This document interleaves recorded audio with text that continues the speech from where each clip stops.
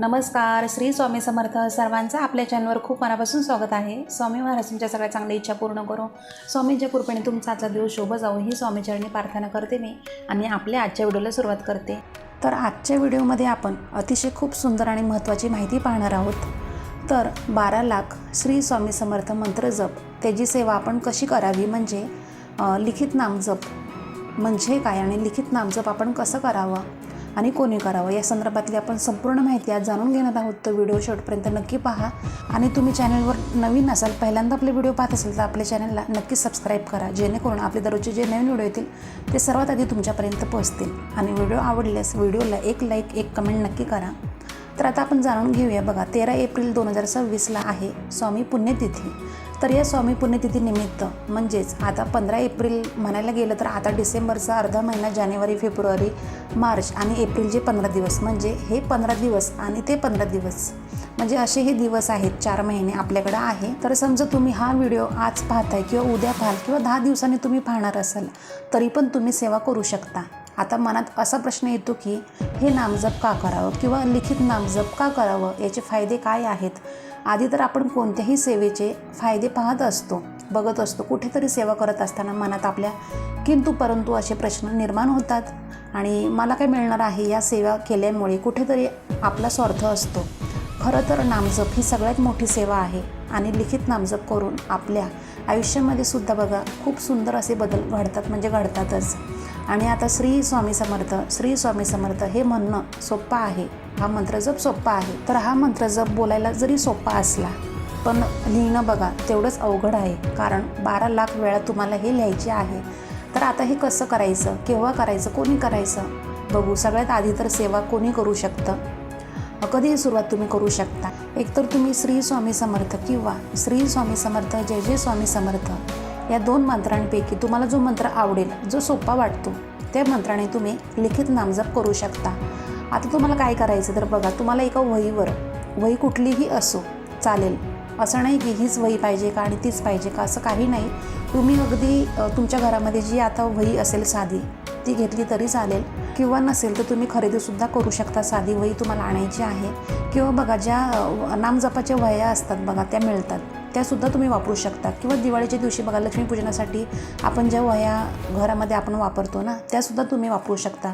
जर तुमची इच्छा असेल ना तर नक्कीच बघा तुम्ही विकतसुद्धा घेऊ शकता या. किंवा तुम्हाला खर्च करायचा नसेल, कारण बघा सेवा करत असताना बरोबर आपण खर्च करतो आपण बरोबर, पण नंतर सेवा करायची नाही. तुम्ही जसं आहात तिथे आहात, जेवढ्यात आहात तेवढ्यातच आपल्याला ती सेवा करायची आहे. पण या सेवेने बघा तुम्हाला सांगते तुमच्या खूप अडचणी कमी होणारच आहे. कारण की तुम्हाला याचं कारण सांगते. बघा, आपण जेव्हा रोज 11 माळी जप करतो श्री स्वामी समर्थ, श्री स्वामी समर्थ, आपल्या मनामध्ये कोणताही विचार असे येत असतात, आपलं मन एकाग्र होत नाही. पण जेव्हा तुम्ही नामजप लिखित करता, नामजप करत असतात, तेव्हा तुमच्या इंद्रियांचं लक्ष त्या अक्षरांकडे असतं आणि जेव्हा तुम्ही नामजप लिहित असता तेव्हा त्या नावाची गोडी लागून जाते. आणि खरं तर आताही आपल्याला महाराजांच्या नावाची गोडी आहे, पण ती गोडी जी असते, जे प्रेम असतं ना, तर ते वेगळंच असतं. हे भक्तीतलं जे काही प्रेम असतं, जेव्हा तुम्ही श्री स्वामी समर्थ किंवा श्री स्वामी समर्थ जय जय स्वामी समर्थ अशी तुम्ही सुरुवात करता लिहायला, त्यावेळेस तुमचा हात दुखेल असं काही नाही. रोज तुम्ही किती पण लिहा, हे तुमच्यावर आहे. आज माझी इच्छा आहे, मला 1 कॉलम भरायचा आहे आणि सकाळी 1 कॉलम भरावा, संध्याकाळी 1 कॉलम भरावा किंवा रात्री 1 कॉलम तुम्ही भरावा. तुमची इच्छा तुम्ही कसं पण करू शकता. पण जेव्हा तुम्ही श्री स्वामी समर्थ तुमच्या आवाजाकडे तुम्ही लक्ष केंद्रित कराल, जेव्हा तुम्ही श्री स्वामी समर्थ मंत्र जप करता, तुम्ही तेव्हा लिहिण्याकडे लक्ष केंद्रित करता. तुमचं मन त्यावेळेस एकाग्र होतं पूर्णपणे. आपल्या मनामध्ये किंतु परंतु असे कोणतेही प्रश्न येत नाहीत. तर हेच याचं कारण आहे. तर बघा, ज्यावेळेस तुम्ही मंत्रजाप करता ना, त्यावेळेस बघा आपल्या आयुष्यामध्ये त्या नावाची गोडी लागते. तुमचं मन एकाग्र होतं आणि मन एकाग्र झालं की आपलं डिसिजन पॉवरसुद्धा वाढते. आपलं मन एकाग्र झालं की आपली कार्यक्षमता जी असते तीसुद्धा वाढते. आपण चांगलं काम करायला लागतो. जेव्हा मन इकडे तिकडे भरकटत असतं तेव्हा मात्र बघा आपला निर्णयसुद्धा चुकतो. बऱ्याच गोष्टींमध्ये आपली म्हणजे अडचणी अशा निर्माण होतात.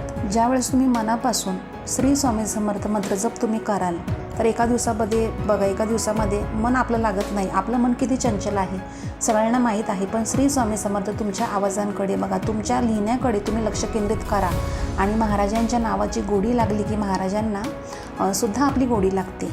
हे याचं कारण आहे. आणि बघा, सर्वात महत्त्वाचं, महाराजांना आपली गोडी लागली की त्यांचं सगळं आपलं जे काही काम असतं, काम, क्रोध, मद, मोह, मस्त सगळं महाराजांचरणी जातं आणि तेव्हा खऱ्या अर्थाने अध्यात्माची आपली प्रगती होते आणि तेव्हा खऱ्या अर्थाने त्या अध्यात्माचे सुख मिळतं. आणि अडचणी आहे, दुःख आहे तरीसुद्धा सेवा करून जो आनंद आपल्याला मिळतो तो बघा गगनात मावत नाही. तर ही लिखित नामजप हा तुम्हाला नोकरी प्राप्ती हवी असेल किंवा घर व्हावं असं तुम्हाला वाटत असेल, अगदी तुमच्या कुठल्याही अडचणी असो, मोठ्यातल्या मोठ्या किती अडचणी असो, तुम्ही संकल्प करायचा की महाराज माझ्याकडून नाही काही जास्त होत, पण मी झोपण्याच्या आधी ना एक कॉलम भरेल, श्री स्वामी समर्थ लिहिल. नंतर पण दुसऱ्या दिवशी एक अगदी तुम्ही सकाळ, दुपार, संध्याकाळ किंवा तुम्ही मासिक धर्मामध्ये सुद्धा बघा ही सेवा करू शकता. तर ही सेवा बघा खूप सुंदर आहे. तर तुम्ही मासिक धर्मामध्ये सुद्धा बिनधास्त तुम्ही करू शकता लिखित नामजप. त्याला काही या सेवेला कोणतेही नियमबंधन नाही. तुम्ही कधीही कुठेही करू शकता. तुम्ही गावाला जरी गेला ना तरी तुम्ही करू शकता. फक्त तुम्हाला एक सांगते नियम, ते तुम्हाला पाळायचे आहेत. तुम्हाला मांसाहार वर्ज करायचा आहे. आता मांसाहार बघा, तुम्ही बोलाल की मी लिखित नामजप करतोय, मी आधी लिहून घेतो त्याच्या आधी खातो किंवा मी लिहून घेतो नंतर खातो, बघा असं काही चालणार नाही. शेवटी तुमच्या याच्यावर बघा. तुम्ही आता माझं सांगायचं काम आहे तुम्हाला, मी सांगते.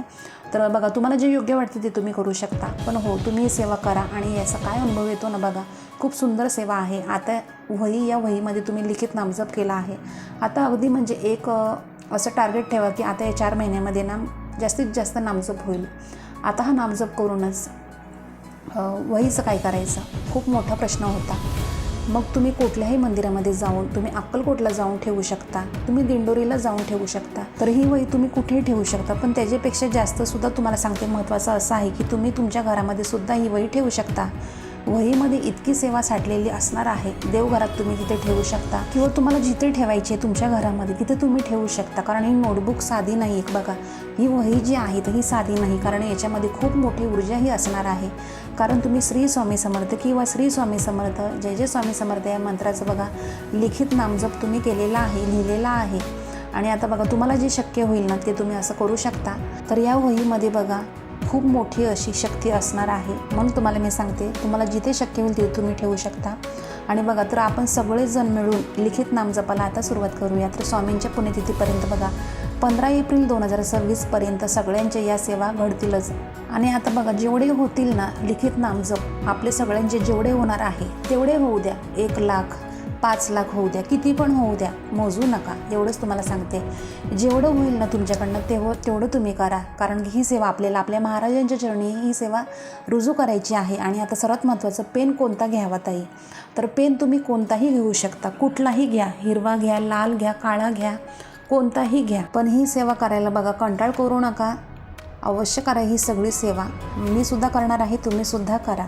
तर आता तुम्हाला समजलं असेल तर, आणि जरी तुमचे काही प्रश्न असेल, काही समस्या असेल तर आपल्या व्हिडिओच्या कमेंट बॉक्समध्ये कमेंट नक्की करा, मी रिप्लाय देईल. आणि आजचा व्हिडिओ तुम्हाला थोडा तरी आवडला असेल तर आपल्या व्हिडिओला लाईक करा, शेअर करा, जास्तीत जास्त सबस्क्राईब करा अजून केलं नसेल तर.